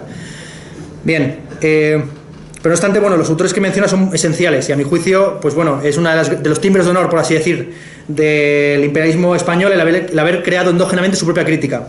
Quiere decir que no encontrarás en la literatura inglesa ni francesa autores tan críticos con el proyecto imperial y colonial inglés y francés como en el caso de la tradición escolástica española, en la que digamos toda la tradición del concepto de siervo natural de Aristóteles pues daba tanto pie, digamos, al proyecto de las encomiendas defendido por Sepúlveda, como a la crítica, digamos, desde un punto de vista católico y evangelizador del modelo, digamos, colonial que realizó evidentemente Bartolomé de las Casas, pero también Alonso de la Veracruz.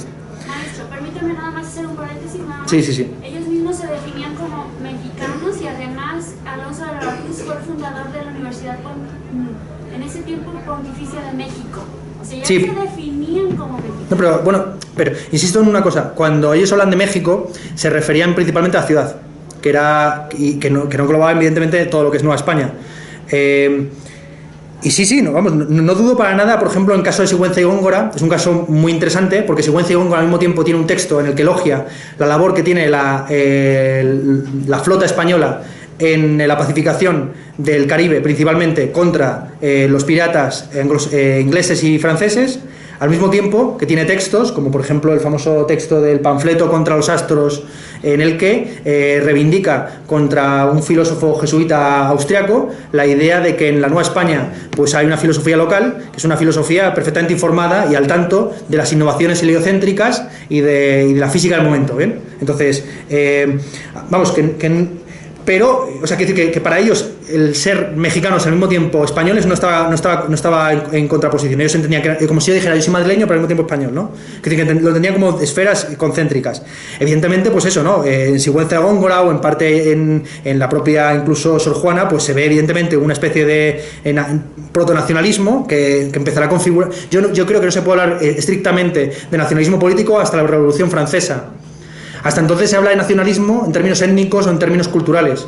Y así, por ejemplo, en la tradición europea, por ejemplo, todos los colegios mayores en las universidades estaban divididos por naciones, pero entendiendo por nación prácticamente pueblo. Pueblo, insisto, por ciudad o por villa, ¿no? Así, por ejemplo, en Oxford había del orden de 30 colegios nacionales, ¿no? Dependiendo de si habías nacido al norte o al sur de un determinado río, del río Támesis. ¿Bien? O sea, que dentro de Gran Bretaña había 30 naciones reconocidas como tales. Las naciones políticas se empiezan a constituir como naciones soberanas, que ya no están subordinadas a una determinada corona a partir de la Revolución Francesa, que se exporta, por así decir, a España y luego posteriormente a Hispanoamérica a través de lo que algunos llaman las revoluciones atlánticas y principalmente a través de la ideología liberal. Esto es una cosa que estuve comentando en una conferencia en Morelia hace apenas 3 o 4 días. Estuve dando una conferencia titulada Liberalismo, Neoliberalismo y Postliberalismo en América Latina, mostrando principalmente que el liberalismo, lejos de ser pues una tradición filosófica originada en otras coordenadas que luego se exportaría aquí, es una tradición típicamente hispana.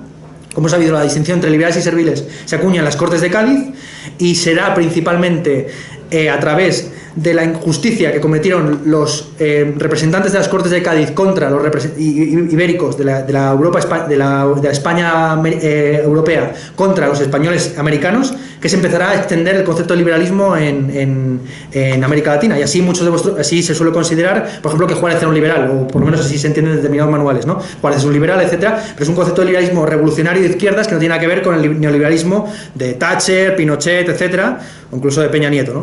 Bien, vale, cierro y no quiero dar más la tabarra. Pues, ¿por qué motivo no se explica más José Luis? La pregunta de José Luis y la pregunta de Eunice sobre por qué no se da este pensamiento. Bueno, de hecho sí que se da, quiero decir pero se está más larvado. Quiero decir que esto es algo que sucede muy habitualmente. Yo estudié en una universidad, la Universidad Autónoma de Madrid, que es conocida principalmente por su tradición, y no, perdón por extenderme en cuestiones así como anecdóticas y personales, tenemos tiempo, ¿no? O sea, quiero decir, no van a cerrarnos. Vale. Yo pues estudié, como digo, en la Universidad Autónoma de Madrid, que es conocida por su tradición continental, dicha así, de corte heideggeriano-hegeliano. pero en clase nunca se explicaba Hegel. Entonces Hegel es como una especie de fantasma que lo atravesaba todo, y entonces claro, cuando te explicaban a Kant, pues te decías, este es un Kant muy raro porque no se parece en nada al que estoy leyendo, pero es que era el Kant reinterpretado desde Hegel, y lo mismo sucede por todas partes, ¿no? Entonces, más que nada, yo siempre he pensado que estudiar consiste también en una perpetua rebeldía contra los maestros. Yo no ha habido día que haya pasado leyendo que no me haya estado cagando los muertos de mis profesores por no explicarme determinadas cuestiones. Entonces, todo buen alumno tiene que superar a sus maestros, pero tiene que superarles principalmente pues estudiando o rebelándose contra las bibliografías y contra los cronogramas que le van ofreciendo. Entonces, ahora mismo, realmente a través de internet, toda esta tradición, por así decir, está a un clic de distancia. Y lo que es muy importante, si vosotros no la reivindicáis y no lo estudiáis de una manera endógena, os la van a imponer también desde un punto de vista imperialista yanqui. En el sentido de que hay una enciclopedia que yo recomiendo mucho, principalmente para ver cómo está el estado de la cuestión en todo lo que es la filosofía anglosajona, que es la que marca, al fin y al cabo, el paso de la filosofía mundial, que es la Stanford Encyclopedia of Philosophy. Muchos de vosotros la conocéis. Pues bien, en esa enciclopedia, que es buenísima para todo lo que tiene que ver con la filosofía analítica y tal, que es muy exhaustiva y sistemática, es sintomático que no hay, por ejemplo, una página dedicada a la filosofía en España, ¿vale? Pero sí que hay una página dedicada a la filosofía en México, hay otra página dedicada a la filosofía en Chile, hay 3 o 4 páginas dedicadas a los fundamentos de la filosofía latinoamericana, a la historia de la filosofía latinoamericana y a los problemas específicos de la filosofía latinoamericana, además de la filosofía de la ciencia en la América Latina y la filosofía analítica en la América Latina. Lo que quiero decir es que si no os esforzáis vosotros, por así decir, de construir narrativas independientes a las que ya os están imponiendo como identidades férreas sobre vosotros, os va a pasar algo muy parecido en términos filosóficos de lo que sucedió, por ejemplo, yo por ejemplo doy clases de estética, es muy interesante ver cómo a partir más o menos de los años 80-90 se produce lo que podríamos llamar un boom artístico latinoamericano, un montón de artistas latinoamericanos que incluso llegaron a ser pioneros en determinados campos del arte contemporáneo. El caso muy conocido, por ejemplo, el Happening en Argentina, Buenos Aires, que se anticipa prácticamente con 3 años al Happening en Nueva York.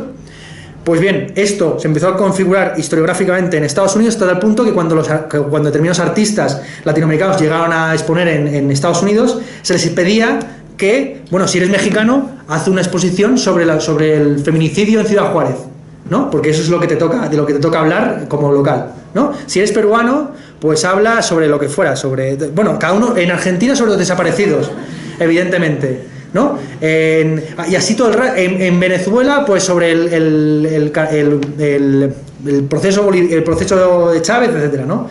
En Cuba sobre el castrismo, ¿no? Entonces, ¿cómo digamos es como una especie de neoindigenismo perverso impuesto desde fuera, que viene a reificar el campo de lo posible o de lo afirmable?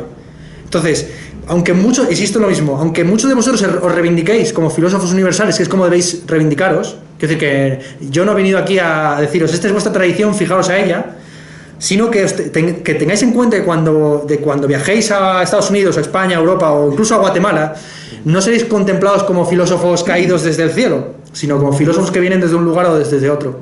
Y que se puede rechazar, pero primero conociendo la tradición desde la que uno proviene. En cuanto a la cuestión del positivismo, pues te pido la disculpa de darte la referencia concreta del manual que se instituye en 1878, ahora más tarde, lo tengo aquí justo. Es una cosa que comenté, insisto, en la conferencia que di precisamente sobre escolástica, positivismo y filosofía analítica.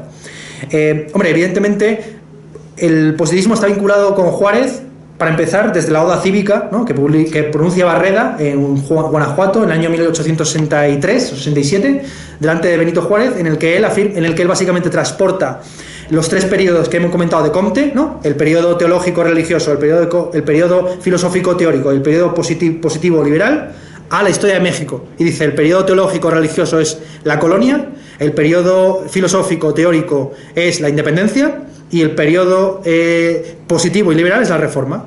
¿Bien?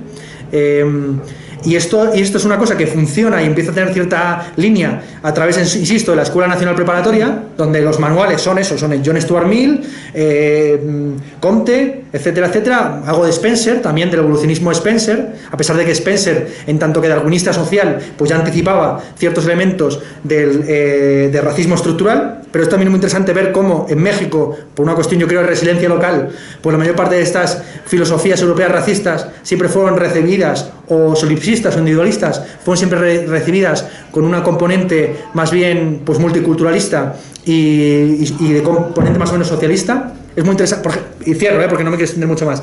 El caso de Emilio Uranga es paradigmático, lo he mencionado y trataré de él en la segunda conferencia. Emilio Uranga, que escribe por influencia de José Gaos el análisis del ser mexicano, hace una especie como de existencialismo heideggeriano local, pero en lugar de convertir, por así decir,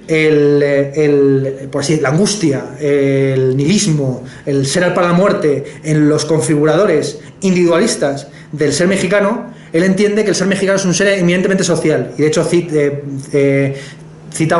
pone como ejemplo de lo que él considera la filosofía mexicana o el ser mexicano, pone un nombre en náhuatl que no recuerdo ahora, que significa algo así como ser entre, o ser entre medias, ¿no? El intersticio. Bien, eso es un poco lo que yo diría, ¿no? En relación a esto a vuestras preguntas. Si hay alguna otra cuestión, yo la respondo encantado, pero yo creo que le veo un poco nervioso. No sé, ¿podemos estar un poco más de tiempo o no? ¿Sí? ¿Alguna otra cuestión? ¿Alguna otra gente se anima? ¿Sí? Sí, maestro Pardo. Yo nada más tengo curiosidad de saber qué es lo que se conoce de la filosofía mexicana en España. Salieron comentarios aquí de Alonso de la Veracruz, usted mencionó su influencia. Al margen de que se considere o no que la filosofía mexicana debería ser a partir de la independencia, de la punta de la independencia, nosotros lo tendemos a considerar incluso desde los prehispánicos. Sí, ya lo sé. Es decir, al margen también de la discusión que puede haber si es filosofía o pensamiento, pero son 400, 500 años, 600 a lo mejor de filosofía. En el caso de los que estamos acá, sabemos la filosofía de Europa, la estudiamos, ¿no? La consideramos, pero no sé hasta dónde. Yo tengo curiosidad de saber hasta dónde, en el caso concreto que usted conoce de España, se conoce a la filosofía mexicana, no en cuanto me refiero como sea curiosidad académica, sino si se le da un estatus, digámoslo así, de iguales. Que se debe de conocer, sí. Y que se debe de conocer, digámoslo así, como algo digno de ser conocido. No sé, tampoco quisiera ser así como muy patriotero ni cosa por el estilo. No pasa nada, no pasa nada. No, pero sí lo que que nosotros sí, por ejemplo, llevamos una formación de filosofía europea y la conocemos. No sé, tengo por eso saber quién se conoce. Sí, es interesantísimo ver cómo José Luis Pardo, ¿no? Bien. Pablo César. Pablo César. Pues sí, bueno, no sé si hay otra cuestión para ir aglutinando alguna otra cuestión, ¿sí? ¿No? ¿No? Vale, pues bueno, Pablo César, ¿no? Pablo César, perdón. Pues sí, en cuanto al interés, al conocimiento que hay de la filosofía latinoamericana en España, es muy interesante ver cómo a finales del siglo XX se escriben antes historias de la filosofía latinoamericana o iberoamericana en italiano, en alemán, en francés que en español. La primera que se considera como tal una historia no local, pues mexicana o argentina, etcétera, sino de todo lo que es la tradición iberoamericana, es la que publica Carlos B. Orlegui hacia el año 2000 algo, o sea que tampoco hace tanto. No obstante, por lo menos en la universidad en la que yo estoy trabajando, la Universidad Complutense, pues hay un grupo de estudios iberoamericanos con profesores pues chilenos, argentinos, también hay algunos mexicanos, en el que se le da bastante importancia pues a lo que me he comentado aquí, ¿no? Quiero decir, entender que dentro de esa tradición también se encuentra España.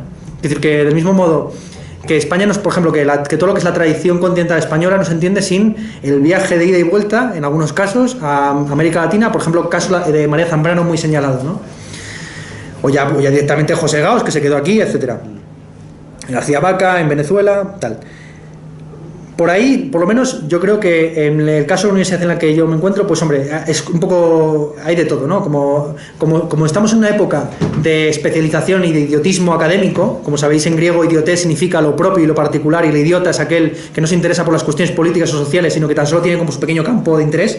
Así el paradigma del idiota sería el científico, es decir, un científico legítimamente pues tan solo se interesa de cómo el bosón de Higgs interacciona con esta pequeña partícula, ¿no? Y todo lo demás, pues Donald Trump, etcétera, se le da un poco igual. Pues bien, frente a eso es un poco una tendencia que está que es muy pujante en lo que es la academia filosófica en España, donde todo está perfectamente burocratizado y todo el mundo está intentando colocarse a nivel europeo para hacer una estancia en Berlín o en Londres o en París o lo que sea. Entonces, pues todos se quieren convertir rápidamente en especialistas en Heidegger o en Schelling o en lo que sea, o incluso en el problema del ser o el pensamiento. Hay, bueno, es que hay autores también delirantes dentro de la tradición del pensamiento español, pues hay gente que se dedica ya no a María Zambrano, sino a lo que pensó el padre de María Zambrano, que era un profesor, no, que es delirante, porque era un profesor de una ciudad que seguro que ustedes no saben ni dónde está, Segovia, que es una ciudad pequeñísima en mitad de la meseta española, en el que este buen señor, pues resulta que era amigo de Unamuno, y por eso, bueno, se le puede recordar. Entonces ha habido un tipo que ha ido por todos los pueblos de España buscando los manuales de colegio, porque él daba clase en primaria de este buen señor, publicó un tomo subvencionado por el Estado de 500 páginas, pues bien, en el delirio habitual de la Academia Española. Por lo demás, me ha parecido muy interesante la mención que has hecho a la filosofía precolombina. Yo sí que creo que es filosofía, pues hombre, filosofía en el sentido primero que hemos dicho, filosofía en el sentido lato o genérico, en el sentido de concepción del mundo, de articulación de ese ser en el mundo y de esa conciencia, ¿bien? O de Weltanschauung, bien. Así, yo, por ejemplo, que doy clases de estética, pues siempre, uno de mis objetivos fue siempre darla en clave no etnocéntrica. Entonces yo, por ejemplo, tengo un curso que está todo subido a YouTube, que se puede ver también a través de mi página de YouTube, Ernesto Castro, o bueno, tiene un nombre así como más adolescente que de cuando me la hice, hola, me llamo Lolillo, pero bueno, no, quiero decir que, bueno, eso es otra historia, ¿no? Entonces, total, que yo en el curso que he dado recientemente de Historia de las Ideas Estéticas y el Pensamiento 1, que es una historia de las ideas estéticas y el pensamiento típicamente mediterranocéntrica, porque no es que sea eurocéntrica, porque claro que tiene en cuenta, por ejemplo, la tradición egipcia o en parte la tradición persa o la tradición mesopotámica, pero todo evidentemente entendiendo que la cuna de la civilización pues se encuentra ahí, ¿no? En el Mediterráneo, y que si no fueron los griegos los que inventaron la filosofía, pues bebieron de los egipcios o de los mesopotámicos, pero no hay otro origen filosófico que no sea ese. Bien, yo entiendo lo siguiente: toda cultura, pues toda expresión cultural medianamente articulada tiene una cierta filosofía que es digna de ser estudiada y que sobre todo en términos estéticos tiene mucha productividad, porque la estética y sobre todo la filosofía del arte está intrínsecamente vinculada por un lado con la religión y por otro lado con la técnica, ¿no? Quiero decir que para el hombre del Paleolítico la diferencia entre tecnología, religión y arte es nimia, ¿no? Quiero decir, porque las pinturas que está realizando, por ejemplo, las cuevas de Altamira en España, de bisontes, son al mismo tiempo expresión artística, ¿no? Pero son también expresión tecnológica, porque principalmente se pintaban para por así decir, apropiarse del espíritu del animal, por lo tanto forma parte de la economía de cazadores-recolectores. Y también, evidentemente, es técnica, porque se requiere de una serie de tratamientos de pigmentos, etcétera. Bien, entonces, yo insisto en ese curso, que dividí de estética, pues dediqué toda una clase a lo que llamé filosofía de las artes precolombinas, donde pues evidentemente pues tuve en cuenta pues todo lo que son los códices transcritos por los curas que vinieron aquí a Nueva España. En Cejualcoyol pues era una referencia ineludible en todo lo que es la teoría de la poesía, si se puede hablar algo así, o por ejemplo un cierto humanismo precolombino aquí en Nueva España o en México, como que se quiera llamar. Y en fin, vamos, que sí, que yo por lo menos lo tengo en cuenta, y gente de mi entorno lo tiene en cuenta, y como he dicho, muchos de estos autores son pioneros y muy relevantes, no simplemente en términos historiográficos, sino incluso para debates actuales. Por ejemplo, todo lo que he mencionado de Baz Ferreira sobre la lógica viva y la psicología es perfectamente incorporable a los manuales y a los pero no por cuestiones historiográficas, sino porque sigue siendo válido a día de hoy. Igual que sigue siendo válido a día de hoy, pues el argumento del cogito ergo sum de Descartes, aunque luego sea discutible, o la refutación del argumento ontológico por parte de Kant. Esto sigue siendo una filosofía perenne, ¿vale? Entonces, de mismo modo, yo creo, por ejemplo, que filosofía perenne es las concepciones de Baz Ferreira sobre los paralogismos, las falacias, los sesgos, etcétera. Eso es filosofía perenne. Y muchas cosas de las que dijo seguramente Antonio Caso también sobre la caridad, la economía, la utilidad y tal, también lo son.